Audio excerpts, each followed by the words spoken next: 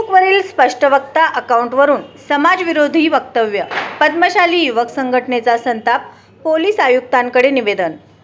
गेल्या काही दिवसांपासून फेसबुकवर स्पष्टवक्ता या नावाने चालविल्या जाणाऱ्या अकाउंटवरून पद्मशाली समाजाबाबत अपमानास्पद, दिशाभूल करणारी आणि समाजात मतभेद निर्माण करणारी वक्तव्य व कमेंट्स करण्यात येत आहेत। या प्रकारामुळे समाजामध्ये तीव्र संतापाची लाट उसळली असून पद्मशाली युवक संघटनेच्या वतीने संबंधितावर कठोर कारवाईची मागणी करण्यात आली आहे। या संदर्भात अखिल भारतीय पद्मशाली युवजन संघ आणि पद्मशाली युवक संघटना सोलापूर यांच्या वतीने सोलापूर शहराचे पोलीस आयुक्त माननीय एम राजकुमार यांना निवेदन सादर करण्यात आले। समस्त पद्मशाली समाजाच्या वतीने बोलताना अखिल भारतीय पद्मशाली युवजन संघाचे अध्यक्ष माननीय श्री श्रीनिवास भाऊ संगा यांनी सांगितले की स्पष्टवक्ता या अकाउंटवरून करण्यात येणाऱ्या पोस्ट आणि कमेंट्स समाजात तणाव निर्माण करणाऱ्या आहेत। या माध्यमातून पद्मशाली समाजाची हेतुपुरस्पर बदनामी केली जात असून समाजातील ऐक्य आणि शांततेला बाधा पोहोचविण्याचा हा प्रयत्न आहे। त्यामुळे अशा समाजकंटकाविरुद्ध तात्काळ गुन्हा दाखल करून कठोर कायदेशीर कारवाई करावी। यानंतर पद्मशाली युवक संघटनेचे अध्यक्ष माननीय श्री शेखर कटकम यांनी सांगितले की सोशल मीडियाचा गैरवापर करून समाजात विषारी वातावरण निर्माण करण्याचे प्रकार वाढले आहेत। अशा प्रवृत्तीवर आळा घालण्यासाठी प्रशासनाने कडक आणि नमुना ठरणारी कारवाई करणे आवश्यक आहे।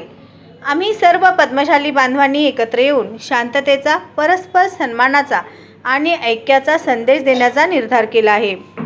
संघटनेच्या पदाधिकाऱ्यांनी पुढे इशारा दिला की जर या प्रकरणी त्वरित आणि ठोस कारवाई झाली नाही तर पद्मशाली युवक संघटना तसेच तेलुगू भाषिक समाजाच्या वतीने जन आक्रोश मोर्चा काढण्यात येईल। समाजात शांतता, ऐक्य आणि परस्पर सन्मान टिकविण्यासाठी पोलीस प्रशासनाने तातडीने आणि गांभीर्याने हस्तक्षेप करावा। निवेदन सादर करताना संघटनेचे प्रेसिडेंट नागेश बोमडाल, उपाध्यक्ष प्रवीण जिल्हा, प्रसिद्धी प्रमुख पवन गुंडेटी, ॲडव्होकेट श्याम आडम, माजी अध्यक्ष साईराम बिर्रू, अमर बोडा, संतोष चन्ना, पंतलू यांच्यासह अनेक पदाधिकारी, कार्यकर्ते आणि समाजातील ज्येष्ठ नागरिक मोठ्या संख्येने उपस्थित होते। परफेक्ट। नमस्कार।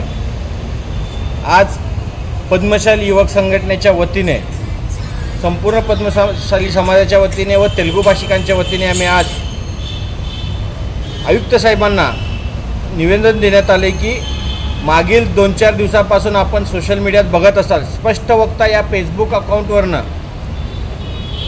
तेलुगू भाषिक व पद्मशाली समाजात व इतर समाजात तेढ निर्माण करण्याचा प्रयत्न करत आहे। अशा समाजकंटकांवर जे कोणी